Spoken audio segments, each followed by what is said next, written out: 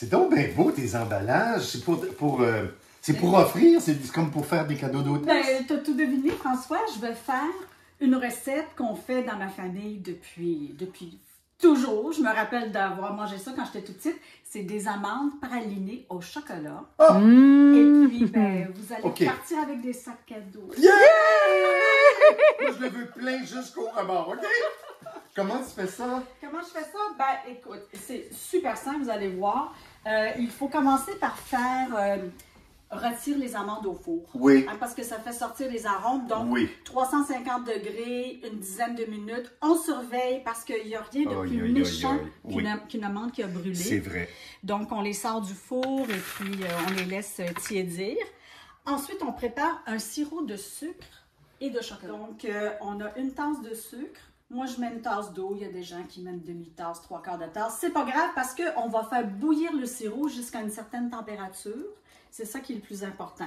Alors, le sucre, l'eau, on amène l'ébullition et là, on met tout de suite le chocolat dedans. Hein? Oui. Ça, j'ai jamais vu ça. C'est surprenant, mais c'est pas grave parce que quand tu y penses, on est autour d'une centaine de degrés Celsius, fait que c'est pas dommageable pour le chocolat. Si vous n'avez pas de thermomètre à bonbons, honnêtement, moi, j'utilise mon thermomètre qui sert à tout. Là. Je le pique dedans une fois de temps en temps. Oui, puis c'est précis aussi, des thermomètres digitaux. Ah, absolument. Ah, c'est génial, digitaux, ces trucs-là. peut-être. Et si vous avez ni l'un ni l'autre, vous prenez un verre d'eau très froide, vous pouvez mettre un glaçon dedans, vous prélevez un peu de votre sirop, vous le faites tomber dans le verre, et lorsque ça forme une boule qui s'écrase entre les doigts, c'est le stade balle molle. C'est ce qu'on appelle softball en anglais. Ah, on y est? Oh oui. C'est sûr que la température varie un peu selon l'endroit, là, mais... Ça n'a pas pris 5 minutes, là. Ben, bon 5 minutes. François, on jasait. T'as pas vu le temps passer.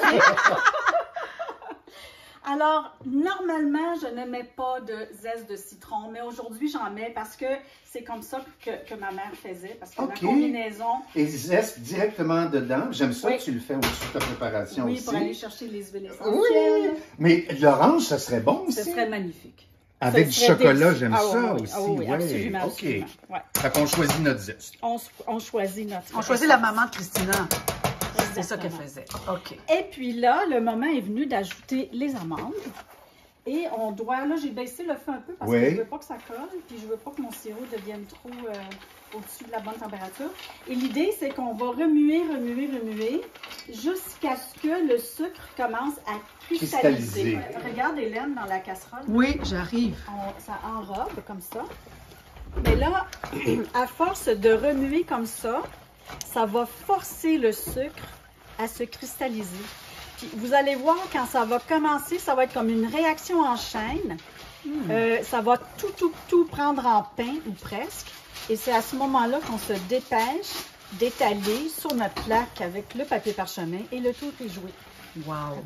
Ça commence... Déjà? Moi, je le sens avec ma cuillère. Attends. Oui, on voit au fond, là. Alors, ça commence à perdre son lustre. Exact. Et ça perd son lustre parce que le sucre est en train de cristalliser. Ça fait des petits cristaux. Regardez. Alors, j'éteins le feu. Ça devient un peu sablonneux. C'est ça, parce que c'est les cristaux, les cristaux de sucre qui se sont formés. Et voilà, c'est terminé. Donc, je vais... Juste à temps, François, ta plaque était... Et que tu travailles bien, François.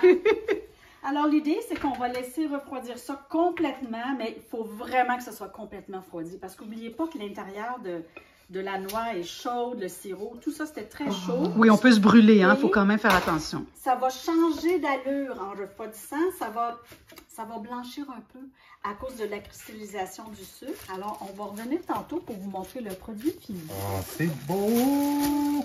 J'en veux un! C'est certain. Avec ça, là, on ne peut faire autrement qu'avoir un joyeux Noël. Ben oui, tout à fait. Allez, bon partage. Oui, bon emballage.